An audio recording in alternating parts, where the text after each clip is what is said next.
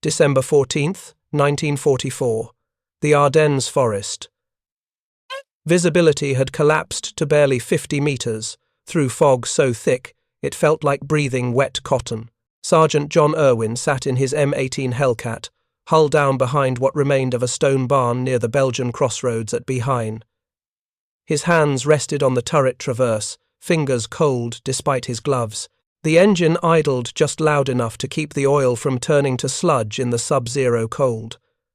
Through the commander's periscope, he watched Corporal Mike Angeli sweep the tree line with his telescopic sight.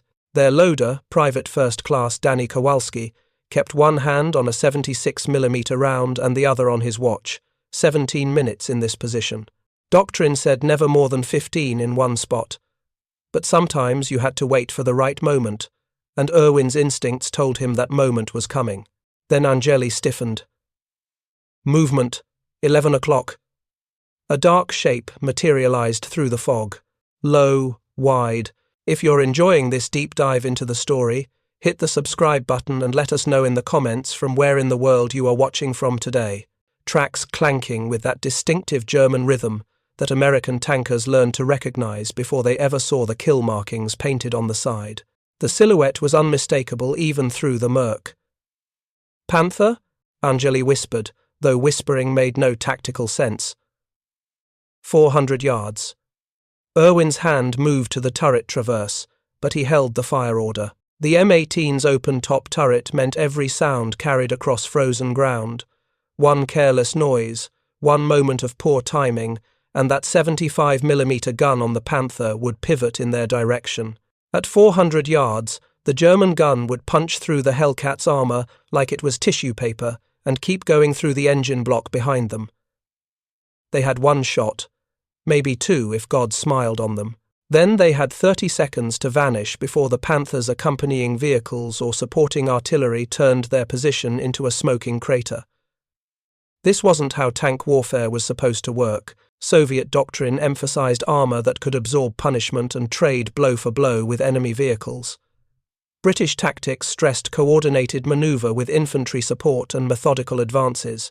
German training focused on superior firepower and technical excellence in individual tank design.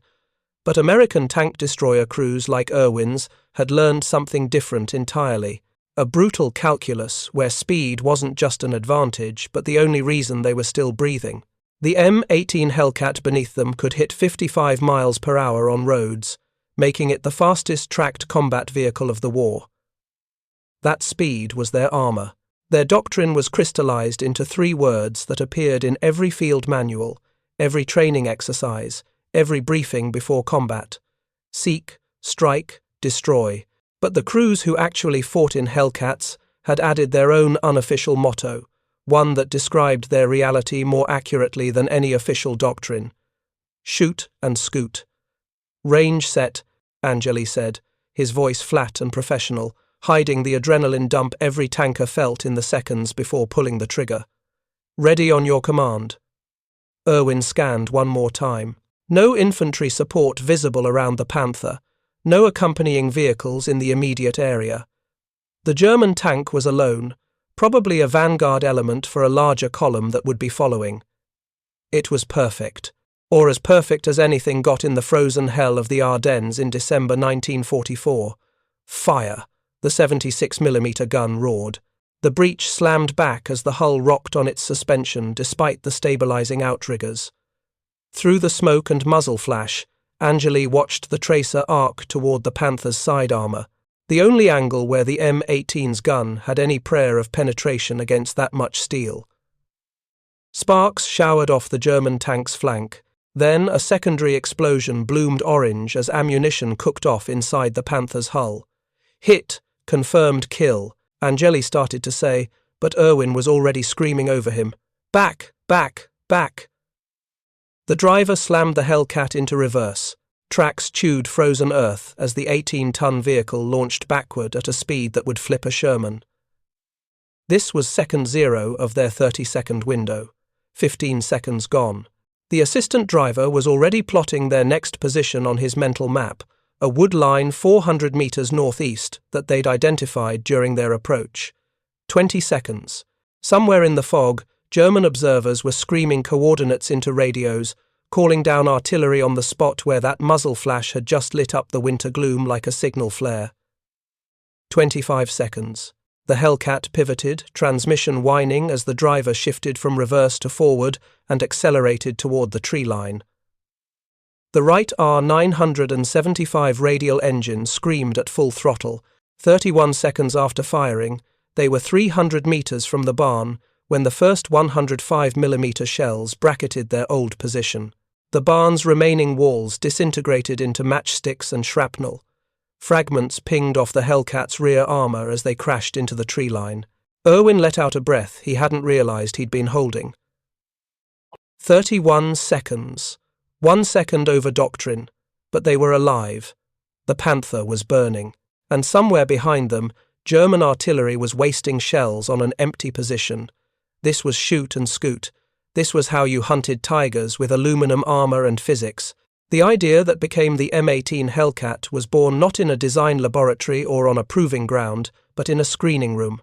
Specifically, in a War Department screening room in Washington, D.C., in June 1940, where Army Chief of Staff George C. Marshall sat watching grainy newsreel footage from France. German panzer divisions weren't just defeating French and British forces, they were humiliating them, punching through defensive lines that military theorists had declared impregnable, reaching the English Channel in 10 days, forcing the evacuation at Dunkirk, making the entire concept of static defense look obsolete. Marshall watched those films with growing alarm. When the lights came up, he asked a question that would fundamentally reshape American armor doctrine. What happens when those tanks cross the Atlantic? What do we have that can stop them? The honest answer was terrifying: nothing. In June 1940, the United States Army possessed approximately 400 tanks total. Most were obsolete light tanks with guns that couldn't penetrate modern armor. American infantry had virtually no anti-tank capability beyond 50 caliber machine guns, weapons that had been effective against 1918 vintage tanks but were useless against a Panzer Mark III. Worse, the industrial capacity to build thousands of heavily armored breakthrough tanks simply didn't exist yet. Ford's assembly lines were churning out civilian automobiles, not combat vehicles. The arsenal of democracy that would eventually outproduce the entire Axis combined was, in 1940, barely capable of equipping a single armored division to European standards. So, American planners did what Americans do best when confronted with a problem they can't solve conventionally. They changed the rules of the game. If you can't build armor thick enough to stop German guns, don't try. If you can't match Panzer firepower ton for ton, don't fight that way. Instead, build something fast enough that the enemy never gets a clean shot, mount a gun powerful enough to kill from ambush. Train crews to hit and vanish before return fire arrives. The tank destroyer force was formally conceived in November 1941, just weeks before Pearl Harbor forced theory into desperate practice. The motto chosen for these new units wasn't just catchy marketing, it was operational doctrine distilled into 3 words: seek, strike, destroy. This philosophy represented a radical break from everyone else's thinking about armored warfare. Soviet heavy tanks had armor measured in inches and counted on absorbing dozens of hits before being knocked out. German doctrine emphasized coordinated combined arms tactics with tanks, infantry, and artillery moving as integrated battle groups. Britain built specialized tank destroyers like the Archer, but treated them as defensive assets, not mobile hunters. The Americans proposed something that sounded insane to European military observers: lightly armored vehicles that would actively hunt enemy armor, using speed and aggression to offset vulnerability. Critics in the War Department called it suicide. The Tank Destroyer Board called it pragmatic mathematics. By December 1941, the doctrine was formalized into field manuals that would govern how these units operated. Tank destroyer battalions would function independently from tank or infantry units, held in reserve until enemy armor threatened a breakthrough, then rushed forward to blunt the attack with concentrated anti-tank firepower. They wouldn't hold ground. Infantry did that. They wouldn't support advances. Tanks did that. They had exactly one job: kill enemy armor before it could exploit gaps in American lines and turn tactical penetrations into operational disasters. Speed was essential because tank destroyers needed to reach threatened sectors faster than enemy tanks could exploit them. If German armor punched through a defensive line, American tank destroyers had to arrive and establish killing positions before that breakthrough turned into a rout. Firepower was essential because first shot kills eliminated the return fire problem entirely. If you could destroy an enemy tank with your opening round, you never had to worry about whether your armor could survive their response. And armor? Armor was deliberately sacrificed. In American calculations, a vehicle that never got hit didn't need thick steel. The weight saved on armor went into bigger engines, more powerful guns, and the mechanical components needed to achieve unprecedented speed. This wasn't a minor philosophical difference or a slight variation on existing doctrine. It meant American factories could build 3 tank destroyers for the resources needed to produce 1 heavy tank. It meant crews would train on entirely different tactics than Soviet or British counterparts. And it meant that when the M18 Hellcat finally reached production in July 1943, it would embody these principles so purely that even its own designers were nervous about whether crews could actually survive in something that fast and that exposed. The M18 Hellcat didn't look like a killer when you first saw it. It looked like an engineering student's fever dream, or possibly a practical joke played on the ordnance department. A sloped hull barely thicker than a pickup truck's body panels. An open-top turret that left the crew exposed to everything from rain to artillery fragments to sniper fire. A 9-cylinder radial aircraft engine that screamed like a banshee when the throttle opened. And a profile so low and sleek that it looked more like a racing car than a combat vehicle. When Buick's engineering team presented the final prototype at the General Motors Proving Ground in October 1942, observers from the Ordnance Department walked around it, shaking their heads. Lieutenant Colonel Andrew Bruce, who had helped develop tank destroyer doctrine, examined the armor specifications with visible concern. Maximum armor thickness was 1 inch on the front glacis plate. 1 inch. A German 88mm shell could punch through that at 2,000 yards and keep going through the engine behind it. The turret armor was even thinner, just ½ an inch on the sides. German tankers armed with anything larger than a machine gun could penetrate an M18 from virtually any angle at any combat range. But then, someone asked the test driver to show them what the vehicle could do. The driver climbed in, fired up the right whirlwind engine, and floored the accelerator from a standing start. The 18-ton vehicle hit 30 miles per hour in 11 seconds. On a paved test track, it topped out at 55 miles per hour. No tracked vehicle in the world came close to that performance. Not the German Panther, not the Soviet T-34, not the British Cromwell. The M18 was in a performance category entirely by itself. The engineering was brilliantly simple, which was precisely why it worked. Where Sherman tanks used massive cast hulls that required industrial forges and weeks of production time, the M18 used welded rolled steel plates that any competent shipyard could fabricate. The construction techniques were closer to building a destroyer escort than building a tank. The Wright R975 Whirlwind radial engine was already in mass production for training aircraft. Continental Motors just adapted it for ground use, producing a lightweight 400 horsepower plant that weighed half what a comparable tank engine did. The power-to-weight ratio was extraordinary, 22 horsepower per ton compared to 11 for a Sherman. The Torquematic automatic transmission eliminated the need for trained drivers to master complex gear shifting under combat stress. A crew member who'd never driven anything more complicated than a farm truck could learn to operate an M18 in days instead of months. Everything about the design prioritized getting lethal vehicles to the front quickly over building indestructible fortresses slowly. In total war, quantity had a quality all its own, and the M18 could be produced faster and cheaper than any comparable combat vehicle. The 76mm M1A1 gun was the Hellcat's Fangs.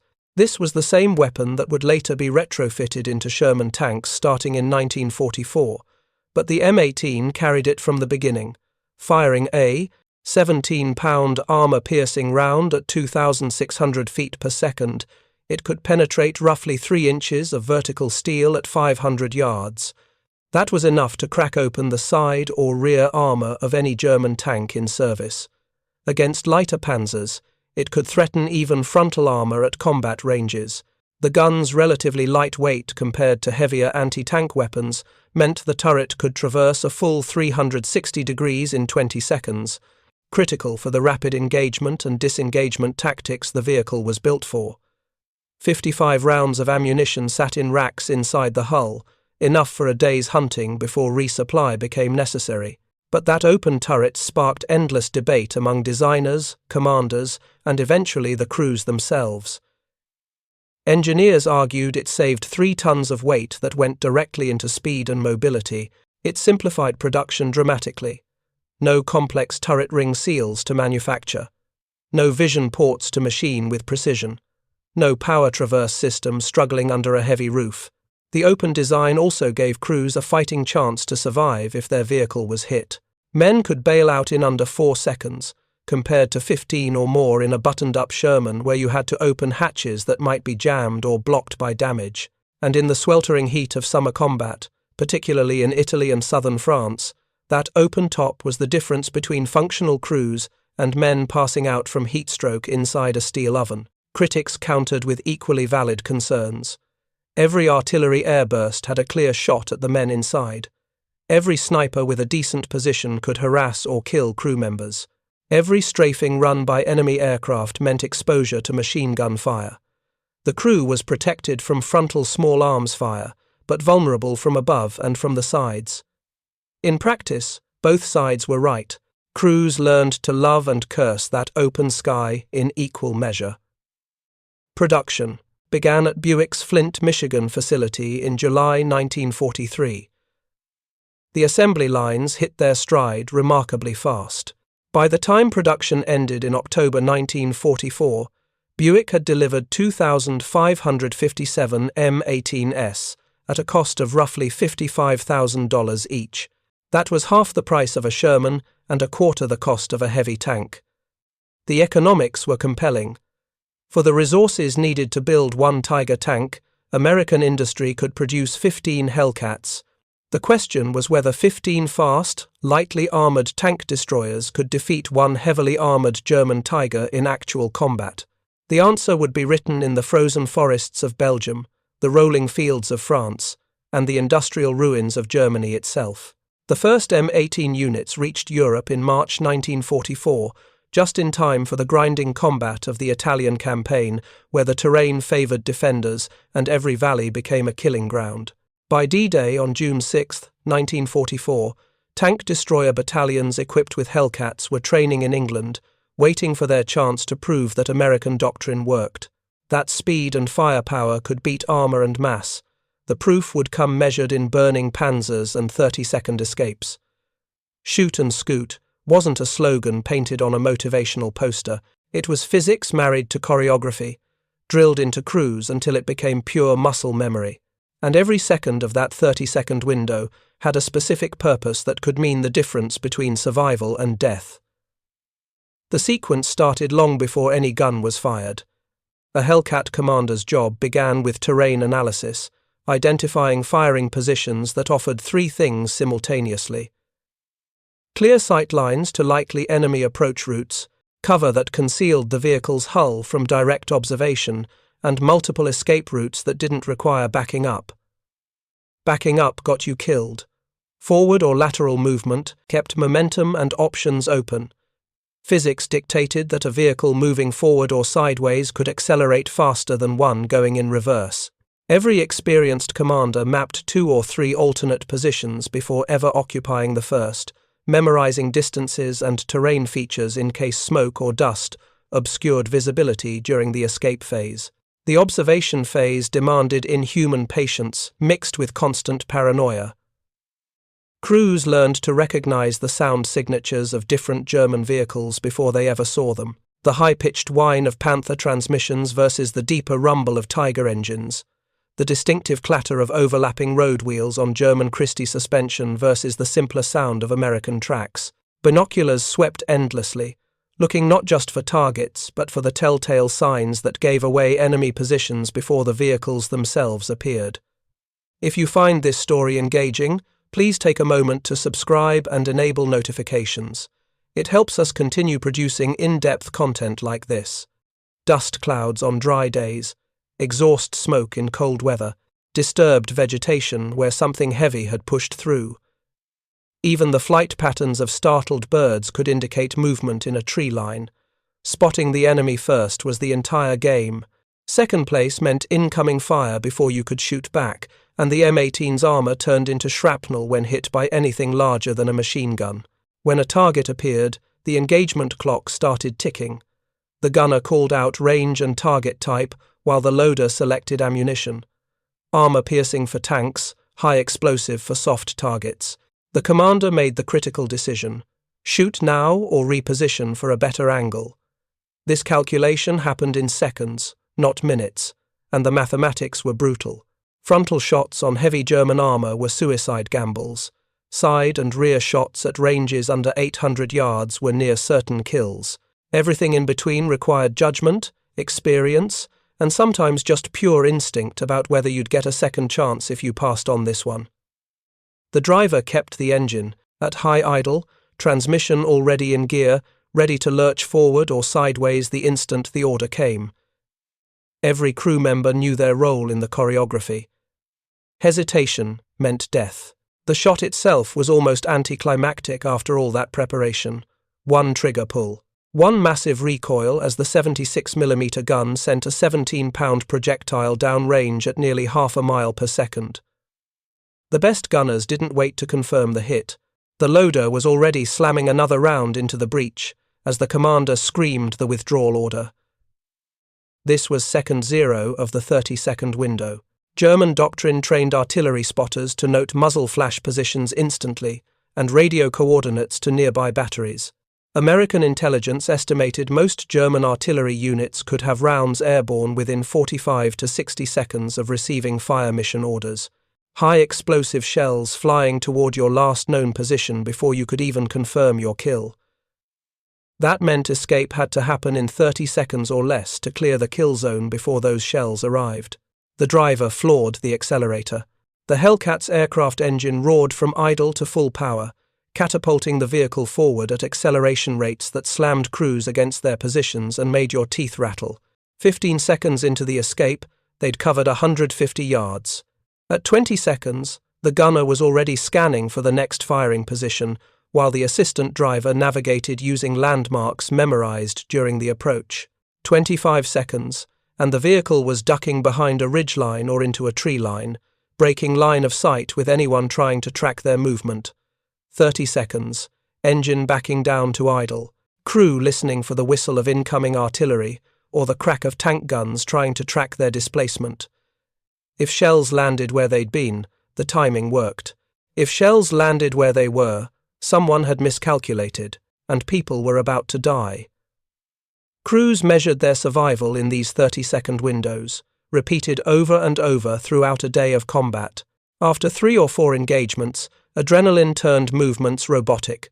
Fire, move, reset, repeat.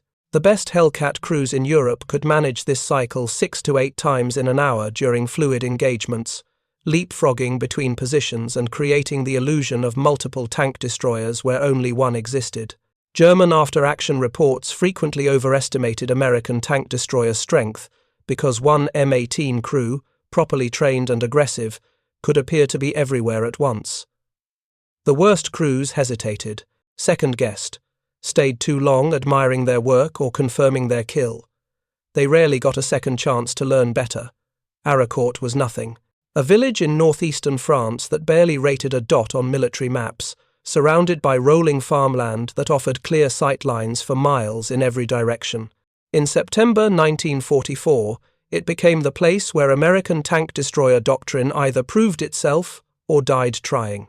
The German 5th Panzer Army was pushing west with over 200 tanks, trying to blunt General Patton's Third Army advance and buy time for a defensive line to form along the German border. Among those German tanks were dozens of brand-new Panzer Gs, fresh from the factories. 45 tons of sloped armor wrapped around a 75mm high-velocity gun that could kill a Sherman at ranges where American tankers couldn't even see their target clearly through their optics.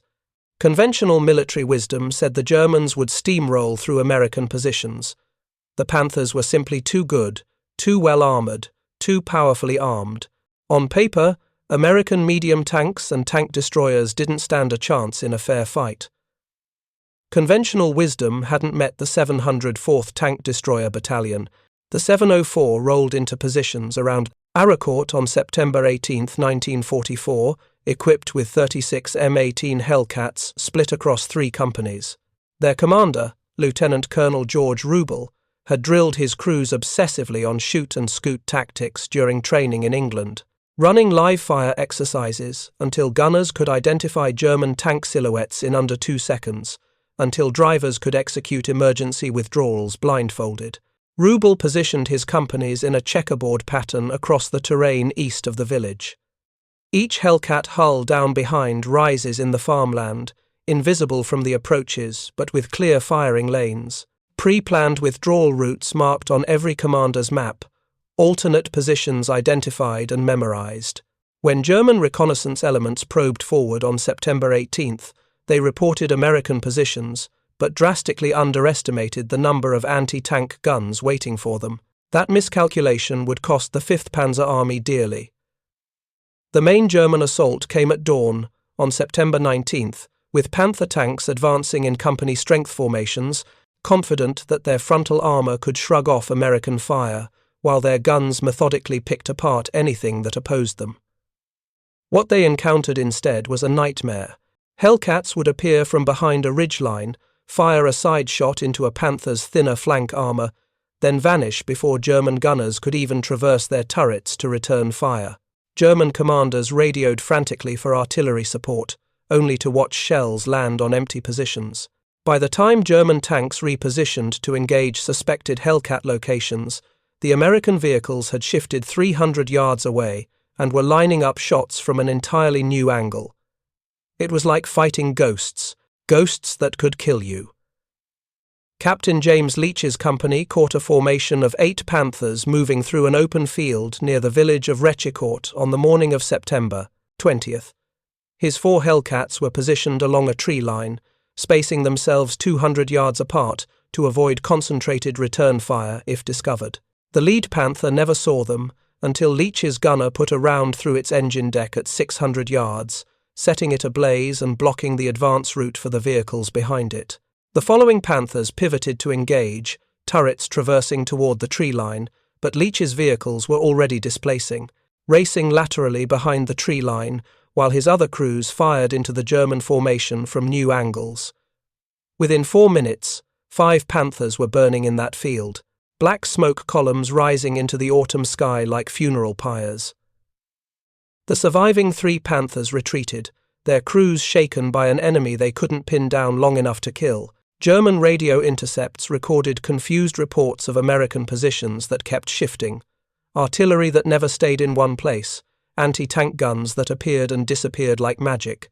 Over 5 days of fighting around Ardennes, the 704 Tank Destroyer Battalion destroyed 39 German tanks and 21 assault guns. Their own losses, 7 M18s knocked out, with 19 crew members killed or wounded. The kill ratio, better than 5-1, shocked both American and German high commands. German after-action reports complained about facing what they estimated as unusually high concentrations of anti-tank weapons and highly mobile artillery positions. They never realized they'd been fighting just 3 dozen vehicles that kept repositioning to create the illusion of a much larger force. Panthers that should have dominated the battlefield based on their technical specifications instead burned in French fields. Victims of flanking shots they never saw coming from angles they couldn't adequately defend, killed by a doctrine that refused to fight on German terms. The German 5th Panzer Army's offensive collapsed not because they lacked firepower or courage, but because American doctrine had fundamentally changed the rules of engagement. Ardennes wasn't just a tactical victory, it was validation that the entire tank destroyer concept worked when executed properly. Speed and aggression had beaten armor and firepower. Shoot and scoot wasn't theory anymore. It was proven methodology, written in burning panzers and the survival of crews who trusted their training over their fear. But the real test of the M18 Doctrine came against the tanks that haunted every American tanker's nightmares: the Tigers. The Tiger was a mobile fortress that defined the word intimidating. 56 tons of steel wrapped around an 88mm gun that could punch through a Sherman's frontal armor at 2,000 yards. Its frontal plate was 4 inches thick, sloped at angles that deflected all but the luckiest shots. Crews who survived encounters with Tigers described the sound of American shells bouncing off that armor as soul-crushing, like throwing rocks at a battleship while it prepared to sink you. By late 1944, Tigers had earned a psychological reputation far exceeding their actual numbers. Germany built fewer than 1,400 across the entire war, but Allied intelligence reports inflated every heavy tank sighting into Tiger reports, creating the impression that these monsters were everywhere, lurking behind every hill, waiting in every tree line. For M18 Hellcat crews, hunting Tigers required accepting a fundamental truth that went against every instinct. You cannot fight this machine head-on and win, not with 1 inch of armor, not with a 76mm gun, not at any range where the Tiger could shoot back. Staff Sergeant Robert Lotz from the 705 Tank Destroyer Battalion learned this lesson outside the Belgian town of Saint-Vith in December 1944, during the opening days of the Battle of the Bulge. His Hellcat was covering a crossroads when a Tiger from Schwerpanzer Abteilung 506 appeared through morning fog, its commander scanning methodically for American positions. Lotz's gunner instinctively traversed the turret toward the massive target. It was enormous, impossible to miss. But Lotz grabbed his shoulder hard before he could fire. At 1,200 yards, a frontal shot on that armor would accomplish exactly nothing except announce their position and invite instant death from the 88mm gun. One shot from that Tiger and the Hellcat would be scrap metal.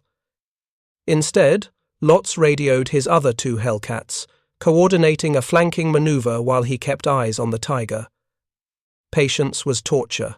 Every second the Tiger rolled forward was a second it might spot them first. Every moment of hesitation felt like cowardice, even though it was actually the only tactical choice that made sense. The ambush unfolded like choreographed violence. Lotz's Hellcat fired a single shot that deliberately missed high, kicking up dirt behind the Tiger but drawing its attention, forcing the German commander to focus forward. The Tiger's turret began traversing toward Lotz's position, that massive gun swinging around with terrible inevitability. While the German crew focused forward, the 2 flanking M18s raced from concealed positions 300 yards to the Tiger's left, their engines screaming at full throttle. The Tiger's side armor was only 3 inches thick, still formidable but penetrable at close range with the 76mm gun and good ammunition. Both Hellcats fired within a second of each other. One round punched through the Tiger's hull side, the impact sending sparks showering across the steel. The other penetrated the turret ring where armor was thinnest. Inside the Tiger, ammunition began cooking off. The German crew bailed out through hatches as internal explosions blew smoke and flame into the December air. The Tiger ground to a halt, grinding its tracks one final time before the engine died. 3 Hellcats had killed 1 Tiger, not through superior armor or firepower, but through speed, coordination, and refusing to fight on the enemy's terms. Not every Tiger hunt ended so cleanly. Near the town of Manhay on Christmas Eve 1944, Lieutenant William Hoffman's M18 encountered a Tiger II, the even more heavily armored King Tiger variant with frontal armor exceeding 7 inches thick. Hoffman knew immediately that his 76mm gun had 0 chance of penetration from any angle at combat ranges. Even the side armor on a King Tiger was too much for his weapon. His only option was harassment and delay. Buy time for heavier weapons to arrive, or for artillery to be called in. His Hellcat spent 20 minutes playing a deadly game of cat and mouse, appearing from behind buildings long enough to fire at the King Tiger's tracks or vision ports, then vanishing before that massive 88mm gun could draw a bead. The rounds didn't penetrate the armor, but they rattled the German crew, forced them to button up, reducing visibility, made them cautious. Hoffman's radio operator called in coordinates for American artillery. High explosive shells eventually disabled the King Tiger's tracks, immobilizing it for a follow-up attack by tank destroyer units with heavier guns. The tactical mathematics of tiger hunting were brutally simple and had nothing to do with fighting fair. Speed let Hellcats dictate engagement range and angle. Mobility let them reposition faster than the Tiger's turret could traverse. German heavy tank turrets required up to 60 seconds to rotate a full circle, compared to the M18's 20 seconds. That 40-second advantage was the difference between life and death. Numbers helped enormously. 3 Hellcats working together could force a Tiger to defend multiple directions simultaneously, creating gaps in its defensive arc. And most critically, crews learned to target mobility over kills. A Tiger with damaged tracks was a stationary pillbox that American infantry and artillery could neutralize at their leisure. A dead Tiger was ideal, but an immobilized Tiger accomplished the same mission goal, removing it from the battlefield equation. Between June 1944 and May 1945, M18 units claimed credit for destroying or disabling dozens of Tigers and King Tigers across Europe. Precise numbers remain disputed because multiple units often engaged the same vehicle, and the fog of war made accurate accounting nearly impossible. What's undisputed is that Hellcat crews survived these encounters at rates that would have been impossible in direct slugging matches. They won by refusing to fight on the Tiger's terms, by turning every engagement into an ambush, where speed and positioning neutralized the German advantage in armor and firepower. But the open turret that gave the M18 its legendary speed was also a permanent invitation for death to drop in from above. Artillery airbursts were the nightmare scenario that kept crews awake at night.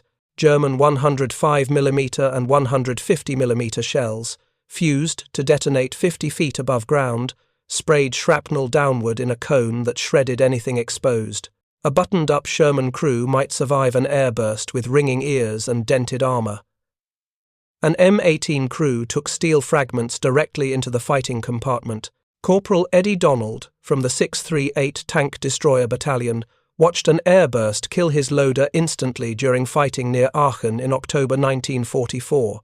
A single fragment entered through the open top and severed the man's carotid artery. The rest of the crew was splattered with blood but otherwise untouched.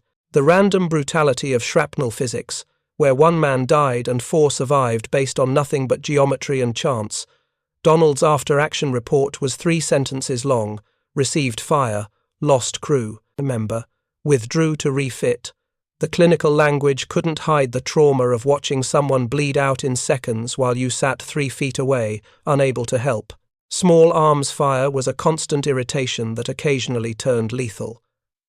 German infantry learned quickly that the M18's open top made it vulnerable to rifle and machine gun fire from elevated positions. Church steeples, upper-story windows, tree lines on hillsides. A single rifleman in the right position could harass a Hellcat crew into ducking below the turret rim, reducing visibility and combat effectiveness. Sniper fire was worse because one well-placed shot could kill the commander or gunner, leaving the crew leaderless or unable to engage targets. Tank destroyer battalions started assigning infantry squads to sweep buildings and tree lines before Hellcats moved into urban areas. But in fluid combat situations, that luxury didn't always exist. Crews improvised solutions. Some welded scrap metal plates around the turret rim, creating a crude shield that at least stopped rifle rounds. Others hung sandbags from the turret edge. A few even rigged canvas tarps overhead that wouldn't stop shells but might deflect small arms fire or provide psychological comfort. None of it was perfect. All of it was better than nothing. The armor itself was almost decorative against serious anti-tank weapons. The frontal glacis plate at 1 inch thick could stop machine gun rounds and shell fragments, but any dedicated anti-tank gun treated it like paper. German 75mm and 88mm rounds punched through M18 armor and kept going, often exiting the far side after devastating everything inside. The side armor was thinner still, barely 3/4 of an inch. Even 37mm anti-tank guns from obsolete French or Czech weapons could penetrate at close range. American crews called the M18 a mobile coffin in dark moments, though they'd never say it where officers could hear. The 10 technical term in official documentation was protection through mobility. But that was cold comfort when an 88mm shell turned your vehicle into scrap metal in a microsecond. The casualty statistics told a sobering story. Of the 2,557 M18s produced, approximately 526 were lost in combat, roughly 21% of all vehicles built. Some were total losses, burned-out hulks left on European roads as monuments to crews who didn't make it. Others were damaged but recoverable, towed back to maintenance depots where welders and mechanics performed miracles to get them combat-ready again. Crew casualties were harder to track precisely because wounded men recovered and returned to different units, but estimates suggest tank destroyer battalions suffered casualty rates comparable to infantry units, far higher than regular tank battalions operating Shermans with their better protection. The open turret meant that when a Hellcat was hit, crew survival depended entirely on being able to bail out in seconds. Sometimes they made it, tumbling out of hatches and rolling away from the vehicle before ammunition cooked off. Sometimes the explosion came too fast and there was no time to escape. Yet crews kept volunteering for M18 units, because for all its vulnerabilities, the Hellcat gave them something no other vehicle did: agency over their own survival. In a Sherman, you absorbed hits and hoped the armor held, hoped the shot hit at an angle that deflected, hoped the round didn't find the ammunition storage. In a Hellcat, you avoided hits entirely or died trying. That difference mattered psychologically more than any armor thickness. Crews felt like active participants in their survival, rather than passive targets waiting for enemy gunners to get lucky. Technical Sergeant James Flowers, who served with the 704 through the entire European campaign, put it bluntly in a 1945 interview, conducted by Army historians. "I'll take speed over armor any day. Armor just means you take longer to die when they finally hit you. Speed means maybe they don't hit you at all." Flowers survived the war. His original crew didn't, all replaced at various points after wounds or worse. But he credited the M18's mobility for giving him chances that thicker armor never would have. The open turret was a calculated risk that killed men and saved men in equal measure, and every crew had to make peace with that mathematics every time they climbed aboard. The last M18 Hellcat rolled off American assembly lines in October 1944, but the doctrine it embodied outlived its production run by decades. When World War II ended in May 1945, the United States Army immediately began scrapping tank destroyer battalions, consolidating vehicles, and reassessing whether specialized anti-tank units still made sense in a post-war military. Most M18s went to scrapyards or were sold as surplus to Allied nations desperate for cheap armored vehicles. But the tactical lessons didn't get scrapped. See first, shoot first, reposition before retaliation. Those principles migrated into armor doctrine, infantry anti-tank training, and eventually into the design philosophy of weapons that wouldn't exist for another generation. The legacy lived in how armies thought about anti-tank warfare. When the United States Army developed its first dedicated anti-tank missile systems in the 1960s, the MGM-51 Shillelagh, and later the BGM-71 TOW, the employment doctrine looked remarkably familiar. Crews were trained to fire from concealed positions, then immediately displace before enemy forces could target the launch signature. Shoot and Scoot had simply traded a 76mm gun for wire-guided missiles, but the underlying mathematics remained identical. The vulnerability of the launch platform demanded mobility as defense. American infantry, squads equipped with TOW missiles in Vietnam, and later conflicts operated using the same 30-second displacement windows that Hellcat crews had pioneered in Europe 30 years earlier. Modern tank destroyers barely resembled the M18, but the DNA was unmistakable. The Swedish IKF-91 light tank, introduced in 1975, carried a 90mm gun on a chassis that could swim and maxed out at 43 miles per hour. Lighter and faster than main battle tanks, designed specifically to ambush Soviet armor in Scandinavian forests before vanishing into terrain. The Italian B-1 Centauro wheeled tank destroyer entering service in 1991 mounted a 105mm gun on an 8-wheeled chassis capable of 62 miles per hour on roads, explicitly designed for hit-and-run tactics in defensive operations. Even modern anti-tank warfare at the individual infantry level reflects Hellcat principles. Ukrainian forces using Javelin and NLAW missiles against Russian armor in 2022 employed textbook shoot and scoot tactics. Fire from concealed positions, then displace immediately before Russian artillery or drones could target the launch site. The technology changed from mechanical to digital, from gunpowder to rocket motors, but the core concept remained unchanged across 80 years. Mobility beats armor when you control the terms of engagement. A handful of M18s still exist in museums, their open turrets and sloped hulls looking fragile and almost quaint next to modern armored vehicles with composite armor and active protection systems. But walk around one at the United States Army Armor and Cavalry Collection at Fort Moore, Georgia, and read the placard describing its combat record, and the numbers tell a different story. Fastest tracked vehicle of World War II, 5-to-1 kill ratios in optimal conditions, 30-second displacement doctrine that saved thousands of crew lives. The M18 Hellcat wasn't the best tank destroyer because it had the thickest armor or the biggest gun. It was the best because it taught everyone who came after that. Sometimes the best armor is not being there when the enemy shoots. Thank you for watching. For more detailed historical breakdowns, check out the other videos on your screen now, and don't forget to subscribe.